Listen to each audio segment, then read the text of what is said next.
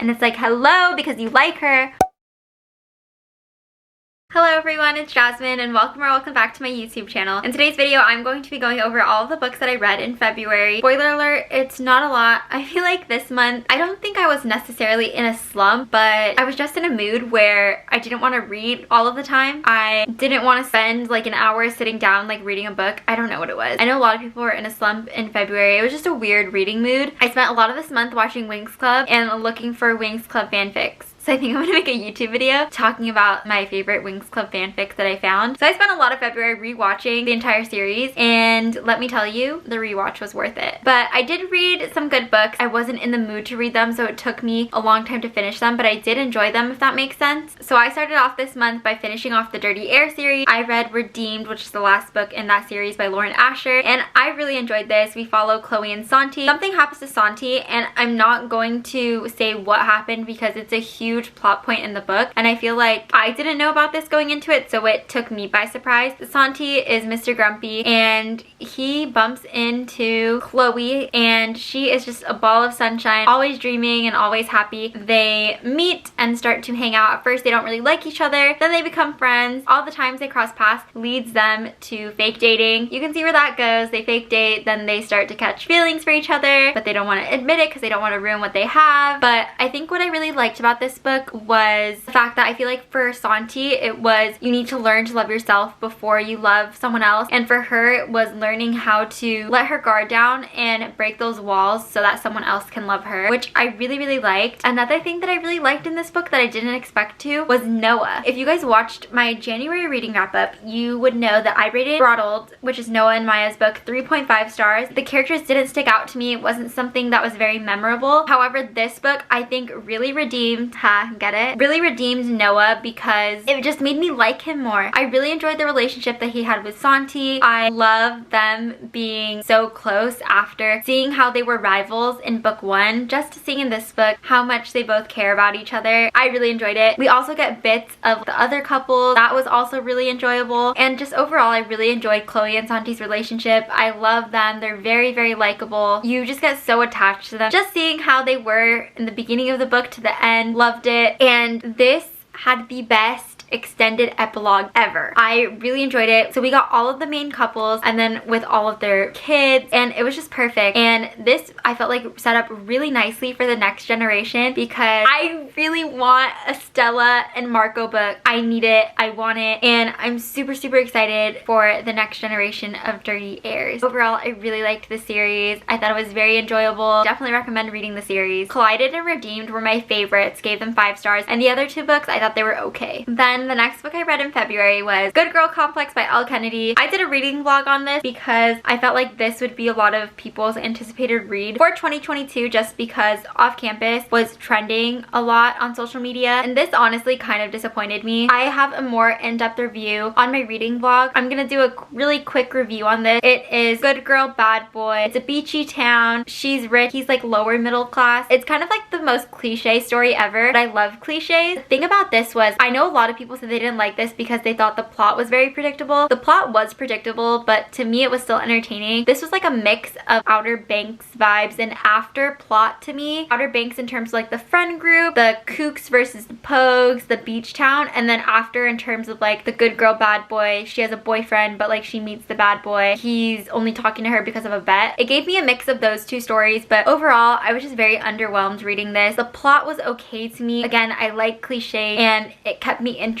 The thing that ruined this book for me was I wasn't attached to the characters. I didn't care about them. It's hard for me to get into a story when I have 0 emotional attachment to the people I'm reading about. I could care less what happens to them. And another thing that ruined this was the ending for me. I felt like the ending was very rushed. It was very short. There was no epilogue in this book. I felt like there definitely could have been a lot more groveling on Cooper's end. I don't know. It just didn't do it for me. So I gave this 2.75 out of 5 stars. Wasn't my favorite. Probably won't ever read again. again. The ending makes or breaks a rating for me. So because I didn't like the ending, I'm gonna lower my rating for this. If it was a good ending and an ending that I liked, I probably would have given this 3 stars. I thought this was a solid read. It was okay. It wasn't bad, but it wasn't amazing. It wasn't my favorite, but the ending just didn't do it for me. However, I am really excited to read the second book. I think the second book is gonna be second chance romance. There's a lot of history there. So I hope the second book will be a lot better than this one. I still think that there is an audience for this and that some people will like it. It just depends on what you're looking for. And then after that, I read The Fine Print by Lauren Asher. I read this because Terms and Conditions was coming out in February and I saw so many people talking about it, so I was like, okay, I have to know what the hype is about. I really enjoyed this. I gave this a 4 out of 5 stars. This was really interesting because this is kind of like based on Disneyland and I'm a huge Disney geek, okay? I love Disney movies, Disney shows. I have an annual pass. I sleep with this every night. This is Lady from Lady and the Tramp, and Lady and the Tramp is my favorite Disney movie of all time. My favorite stuffed animal. Anyway, so in here, Disney is Dreamland. Rowan and his 2 other brothers get a contract basically saying that they have to do certain things in order to earn their share of the company after their grandpa dies. Rowan has to become the director and work with the creators for 6 months and then make a presentation, and the board has to vote yes or no on the thing that he wants to do to improve Dreamland. Rowan is like Mr. Grumpy, like the grumpiest of grumps. And he's very like a cutthroat business type of man, wants to work and get one thing done and then leave, like get out of there. Then he meets Zara. Zara is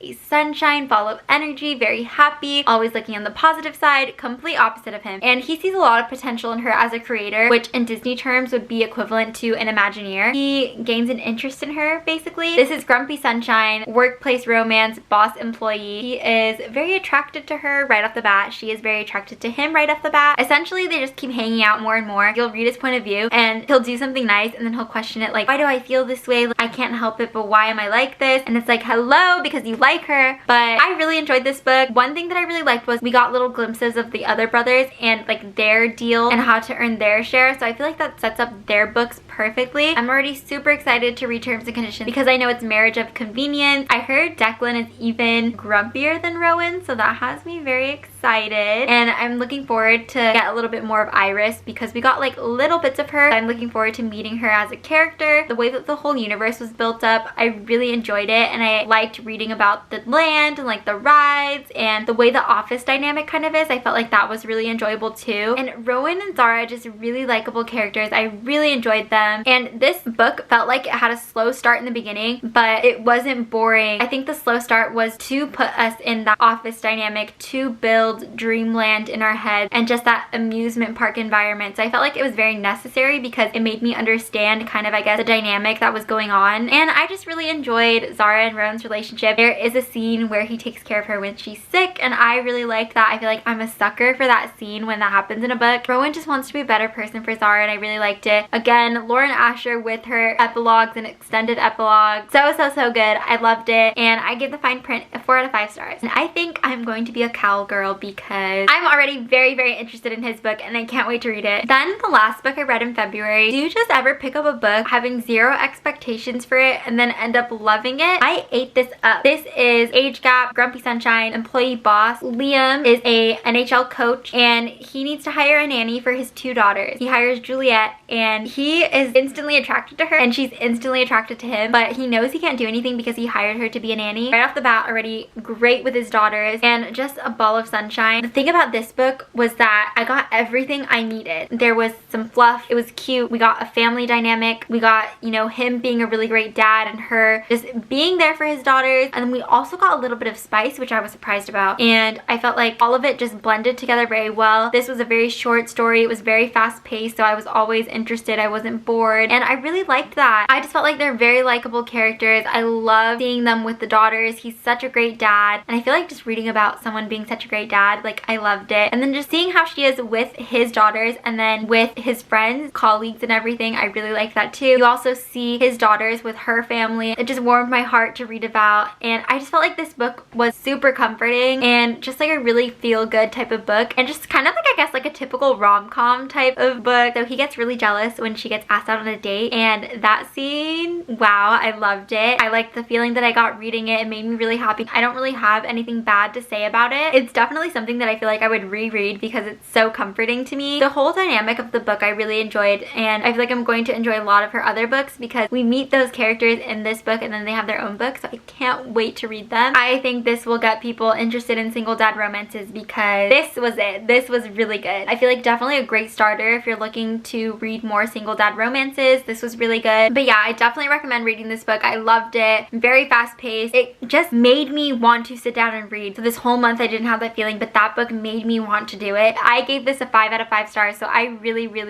enjoyed it. And that is it for today's YouTube video. I hope you guys enjoyed listening to my thoughts on all the books that I read this month. I know it wasn't a lot. I was just in such a weird mood with reading, but I'm hoping March will be a little different and that I can read a lot more. There are just tons of books that I really want to read on my TBR that I feel like I'm really going to enjoy. But let me know what your favorite book that you read in February was. I'm always looking to add to my TBR. Don't forget to like this video and subscribe, and I will see you guys in my next video.